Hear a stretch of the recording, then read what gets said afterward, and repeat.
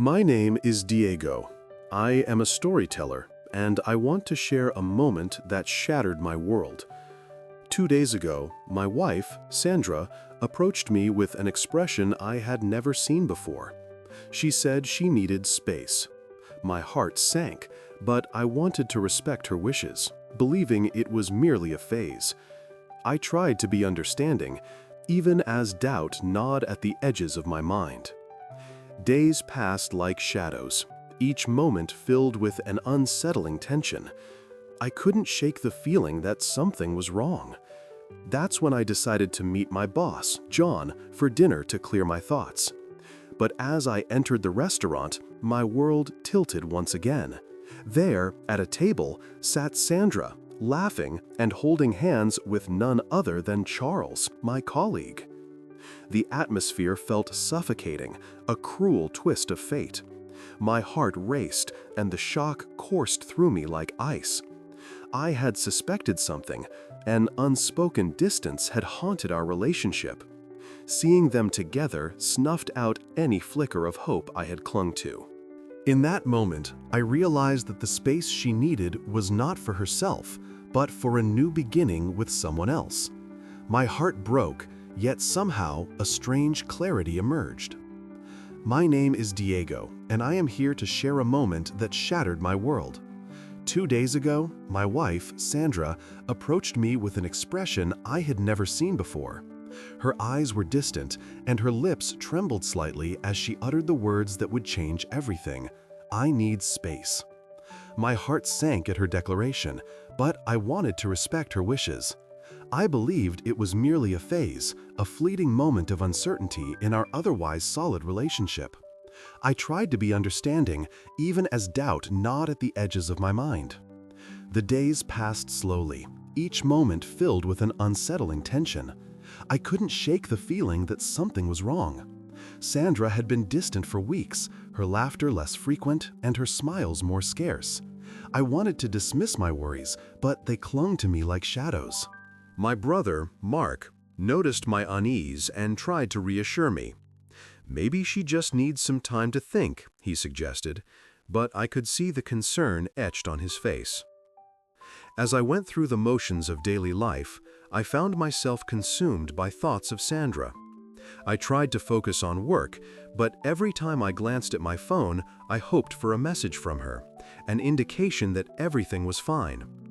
Instead, I received unsettling texts from my younger brother, Ryan. He hinted at something troubling, mentioning whispers he had heard among our friends. "Just be careful, Diego," he said, his tone serious. "I think something's going on with Sandra." His words settled like a stone in my stomach, and my excitement for our approaching anniversary began to fade. I had been planning a surprise getaway for our 10th anniversary, a chance to rekindle the spark that had dimmed over the years. I envisioned candlelit dinners and long walks under the stars. But as the days wore on, my excitement transformed into anxiety. At work, I overheard conversations that made my heart race. Colleagues whispered about seeing Sandra with another man, their words laced with speculation.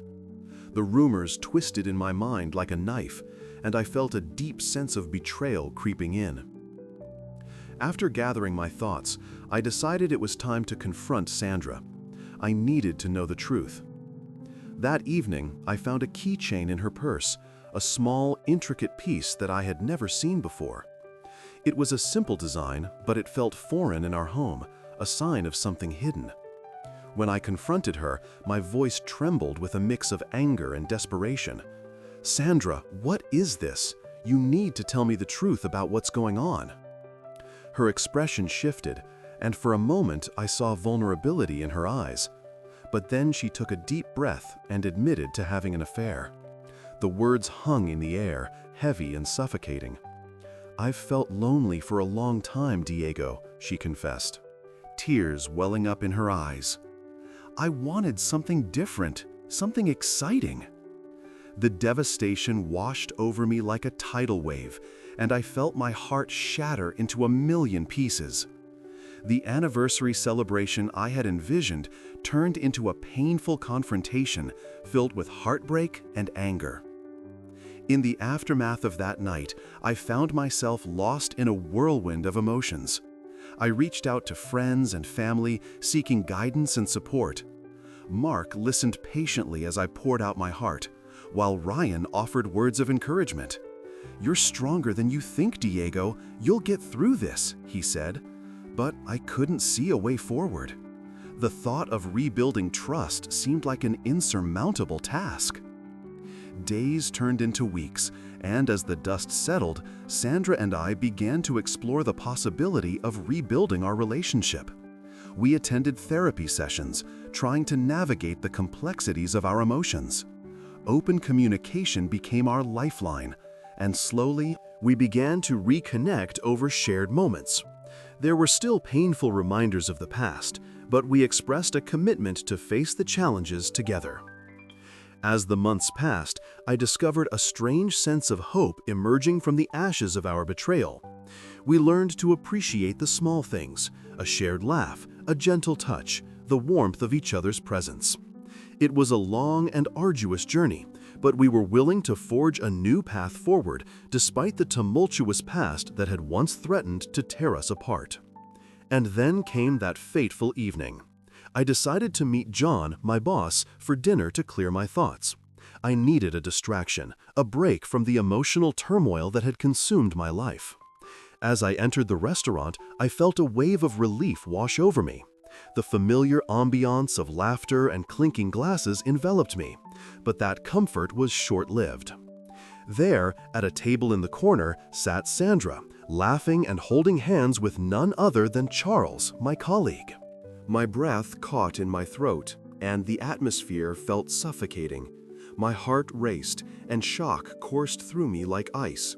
All the suspicions I had buried deep within me resurfaced, and I realized that the space she needed was not for herself, but for a new beginning with someone else.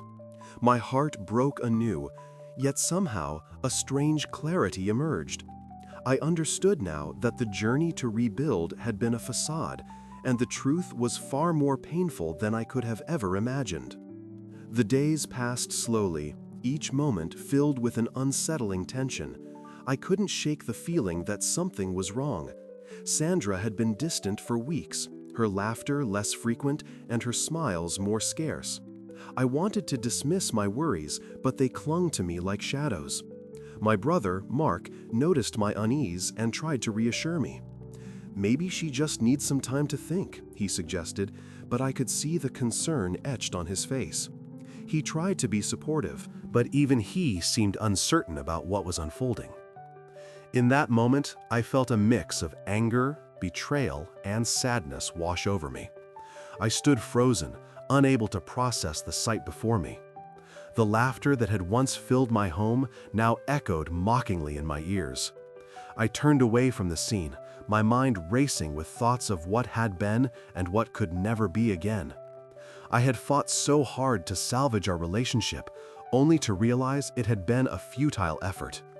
I walked out of the restaurant, my heart heavy with the weight of betrayal and the loss of a future I had envisioned with Sandra. I decided to call Mark, needing someone to talk to, someone to help me navigate this fresh wound. "I saw her, Mark," I said, my voice shaky. "I saw Sandra with Charles." His silence spoke volumes, and I could almost hear him processing the information. "I'm so sorry, Diego," he finally said. "You deserve better than this." Those words, though comforting, felt hollow in the face of my reality.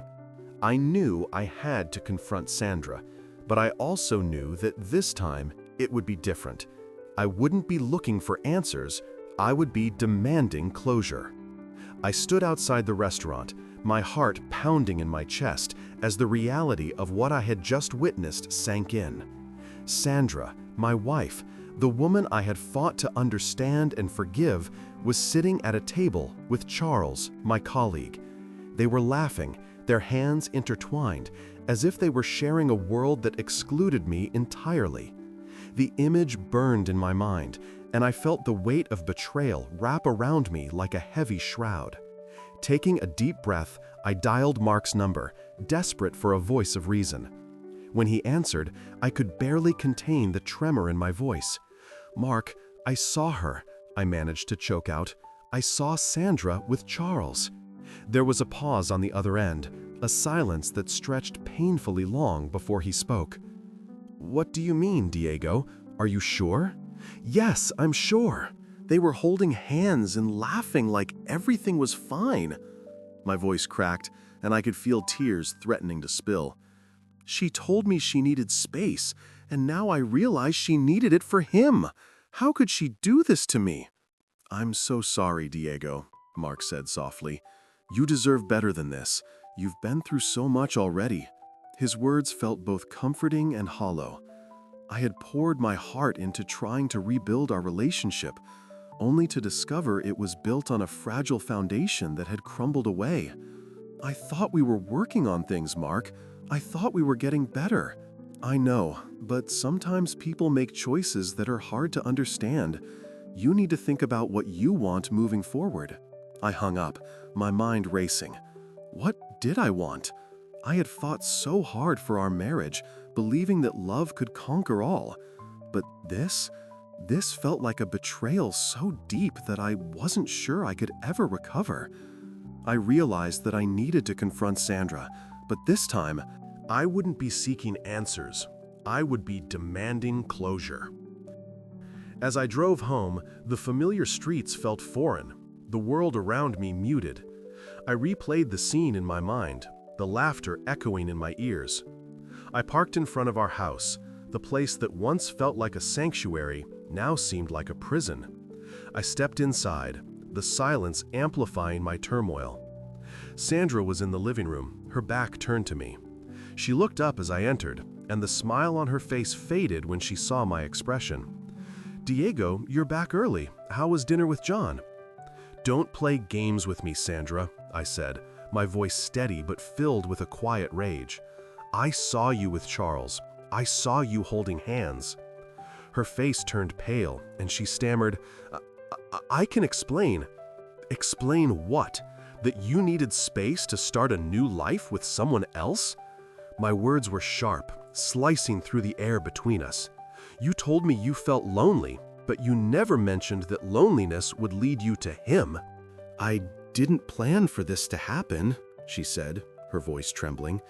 "It just happened. I thought I could figure things out, but I got lost." "Lost?" I echoed, incredulous. "You didn't get lost, Sandra. You chose this. You chose to betray me." "I was trying to find happiness," she said, tears streaming down her cheeks. "I thought I could have a taste of something different." "Happiness?" I felt a wave of disbelief wash over me. "You think this is happiness? You think lying and sneaking around is the answer?" "I never wanted to hurt you," she whispered, her voice breaking. "But you did. You hurt me more than I thought was possible." I took a step back, my heart heavy with the weight of her betrayal. "I thought we were rebuilding trust, but it was all a lie." Sandra fell silent, and the room filled with tension. I could see the regret in her eyes, but it wasn't enough. I had spent so much time trying to understand her, trying to salvage our love. But now I felt lost in a sea of hurt and anger. "I can't do this anymore, Sandra," I finally said, my voice low but firm. "I can't stay in a relationship built on lies. I need to think about my own happiness now." "Diego, please don't say that," she pleaded, desperation lacing her words. "I want to make this right. I'll do anything." I shook my head, the finality of my words hanging heavy in the air. "It's too late for that. You've made your choice." With that, I turned and walked out, leaving her standing there, tears streaming down her face. I stepped outside, the cool night air hitting me like a wave. I felt a mix of relief and sadness wash over me. I had finally taken a stand, but it came at a devastating cost. I knew I would need time to heal, to process the betrayal that had shattered my world. I had to focus on rebuilding myself, finding my own path forward. As I walked away from the house I once loved, I felt the weight of uncertainty settle in my chest. But I also felt a flicker of hope. It was time to reclaim my life, to find my own happiness, even if it meant facing the unknown alone. As I stepped out into the cool night air, the chill wrapped around me like a bittersweet embrace. The stars above twinkled indifferently, as if they were mere spectators to the turmoil of my heart. I started walking, each step taking me further away from the house that had become a prison of memories and broken dreams. My mind raced with images of Sandra and Charles, their laughter echoing in my ears, and I found myself grappling with a whirlwind of emotions: anger, disbelief, and an overwhelming sense of loss. I decided to call John, hoping his steady presence could anchor me in this storm of confusion. After a few rings, he picked up. "Diego, is everything all right?" His voice, always calm and collected, offered a brief moment of solace. "No, John, everything is far from all right," I replied, my voice thick with emotion. "I saw Sandra with Charles." "Are you serious?" he asked, disbelief lacing his tone. I could hear the rustling of papers in the background as he set aside whatever task had consumed him. What happened? I took a deep breath, fighting back the urge to break down. They were together, holding hands, laughing like they had something special. It's like a knife to my heart. "Diego, I'm so sorry. You deserve better than this," John said, his sympathy palpable. "What do you plan to do?" "I don't know," I admitted, the weight of uncertainty crashing upon me. I confronted her. I told her I couldn't stay in a relationship built on lies. I need to find my own happiness now. "Good, you deserve to be happy," he encouraged. "Sometimes moving on is the hardest part, but it's also the most necessary." His words resonated with me, offering a glimmer of strength amidst the chaos. As I rounded a corner, the illuminated windows of a cafe caught my eye. I hesitated, the scent of freshly brewed coffee wafting through the air, drawing me in like a moth to a flame. I stepped inside, hoping the warmth would provide a brief respite from the chill in my heart. I ordered a coffee and took a seat by the window, allowing my thoughts to swirl around me like the steam rising from the cup. With each sip, I tried to sort through the tangled mess of my feelings. I had given Sandra so much of myself, always believing that our love could weather any storm. But now I realized that love alone wasn't enough. Trust was the foundation upon which everything stood. Without it, we were merely remnants of what once was, echoes of laughter replaced by silence and betrayal. I pulled out my phone, scrolling through past messages from Sandra, sweet notes filled with promises and dreams. Now they felt tainted, reminders of a history marred by deceit. I couldn't let myself be consumed by what we had lost. Instead, I needed to focus on rebuilding my life, piece by piece. As I sat there, the cafe buzzed with the laughter of friends and the soft murmur of conversation. In the midst of their joy, I felt a creeping loneliness wash over me. I realized that my journey ahead would be filled with moments like these, reminders of what I had lost, but also opportunities to find new beginnings. I resolved to take things one day at a time. I would lean on friends like Mark and John, who had offered their unwavering support. I would explore new interests, perhaps even pick up that guitar I had long neglected. Most importantly, I would learn to embrace solitude, understanding that it could be a journey of self-discovery rather than a trap of despair. Just as I was about to leave, Mark walked through the door, his usual bright demeanor lighting up the room. He spotted me, and his face softened with concern. "Diego, there you are. I was just thinking about you." I gestured for him to join me, grateful for the unexpected support. "Hey, Mark," I said, forcing a smile. "Just trying to work through some things." "I heard about Sandra and Charles," he said quietly, his expression serious. "I'm really sorry, man. It must hurt like hell." "It does," I admitted, feeling the weight of his understanding. "But I'm trying to move forward, you know?" Mark nodded, his eyes filled with empathy. "You will. Just remember, you're not alone in this. We'll figure it out together." As we chatted about mundane things, a small part of the burden lifted. It felt good to talk and share my thoughts, even if only to distract myself momentarily. When I finally left the cafe, the cool air felt different, not just cold, but refreshing, as if it was carrying away the remnants of my sadness. I was ready to reclaim my life, to navigate the unknown, and to seek out the happiness that had been stolen from me. It would be a long road, but I would walk it with my head held high, each step a testament to my resilience. With friends like John and Mark by my side, I felt a flicker of hope ignite within me, illuminating the path ahead. I knew that each day would present challenges, but I was determined to face them head-on. I wanted to foster new connections, to learn from past mistakes, and to truly understand myself. Rediscovering the person I once was, and perhaps even evolving into someone new, began to feel possible.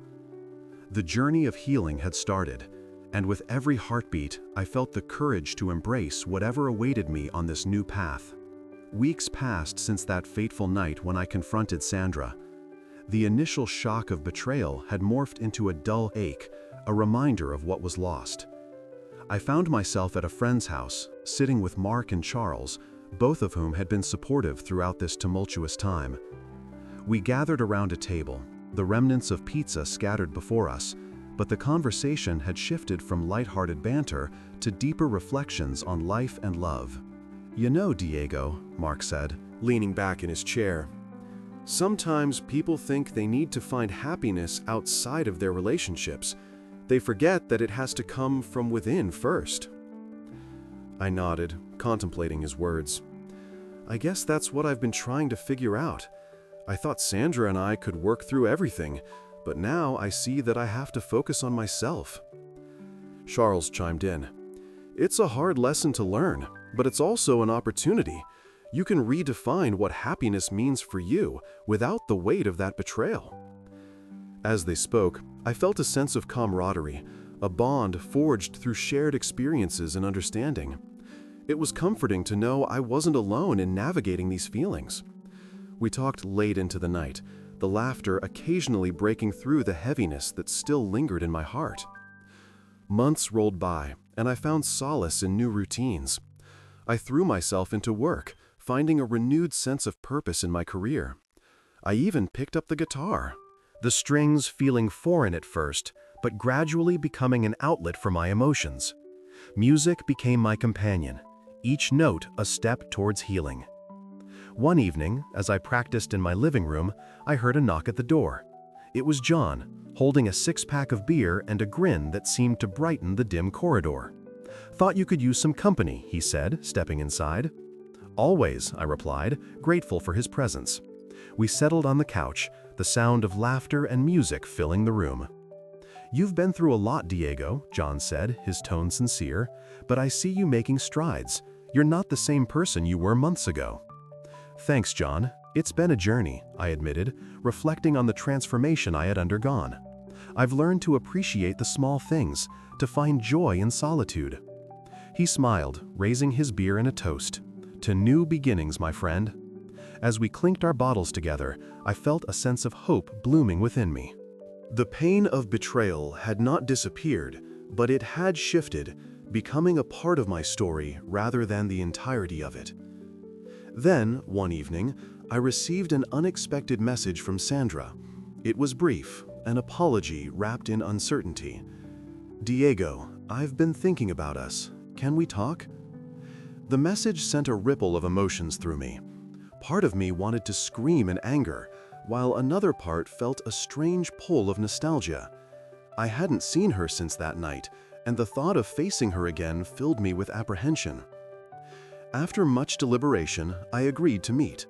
We chose a small cafe, a neutral ground where I hoped I could maintain my composure. As I walked in, my heart raced. I spotted her at a corner table, her eyes downcast, fingers nervously tracing the rim of her coffee cup. "Diego," she said softly as I approached, her voice laced with regret. "Sandra," I replied, taking a seat across from her. The air between us was thick with unspoken words. "I've thought a lot about what happened," she began, her gaze finally meeting mine. "I was selfish. I thought I could find happiness elsewhere, but I was wrong. I studied her face, searching for sincerity. You hurt me, Sandra. You broke the trust we built over the years. I know, she whispered, tears welling in her eyes. I never meant for it to go that far. I let my loneliness cloud my judgment. I took a deep breath, the weight of her words settling in. It's not just about the affair, Sandra. It's about the lies, the choices you made without considering how they would affect us. She nodded, her expression pained. I understand. I can't change the past, but I want to make amends. I want to show you that I've changed. I felt a flicker of anger rise within me, but I pushed it down. Change takes time, Sandra. It's not something I can just accept because you say so. I know, she replied, her voice trembling, but I'm willing to put in the effort. I want to rebuild our trust, if you'll let me. The thought of rebuilding was daunting. It's not that simple. Trust doesn't come back overnight. I know, she said, her voice firm, but I'm willing to work for it. I miss you, Diego.